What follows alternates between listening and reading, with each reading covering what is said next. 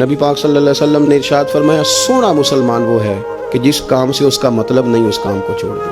اور نبی کریم صلی اللہ علیہ وسلم نے فرمایا قیامت کے دن زیادہ گناہ ان لوگوں کے ہوں گے جو زیادہ فضول باتیں کرتے تھے، ان کے گناہ زیادہ ہوں گے۔ فضولیات سے بچیں، اپنے اوقات کار زندگی میں مرتب کریں۔ ہم پتہ کیا کہتے ہیں، 1 منٹ میں آیا، تو 1 منٹ ٹھہر، میں یہ محاورہ ہے ہمارا، 1 منٹ دے ذرا مجھے۔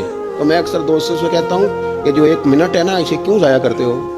کیوں کہتے ہو 1 منٹ ٹھہر؟ کیوں ٹھہرے بھائی؟ آپ کو پتہ ہے منٹ میں کیا ہوتا ہے؟ 1 منٹ میں 6 دفعہ سورۃ اخلاص پڑھی جا سکتی ہے اور 2 قرآن پاک پڑھنے کا ثواب ہے۔ 1 منٹ کے اندر 26 مرتبہ کہا جا سکتا ہے سبحان اللہ و بحمدہ سبحان اللہ العظیم۔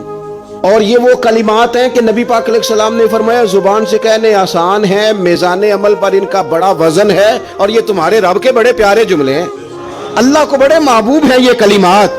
آپ دیکھیں سبحان اللہ، الحمدللہ، اللہ اکبر، یہ کتنی دفعہ پڑھا جا سکتا ہے؟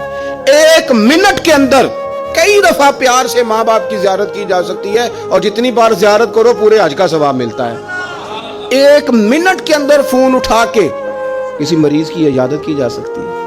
اور میرے نبی پاک صلی اللہ علیہ وسلم نے فرمایا جب تم مریض کی عیادت کرتا ہے تو خدا کی رحمت کا دریا بہہ رہا تھا، تو نے اس میں غوطہ لگا لیا ہے۔ 1 منٹ کے اندر تو کمال ہو جاتا ہے، لیکن شرط یہ ہے کہ اس منٹ کو ضائع نہیں کرنا، اس منٹ میں کچھ کر جائیں۔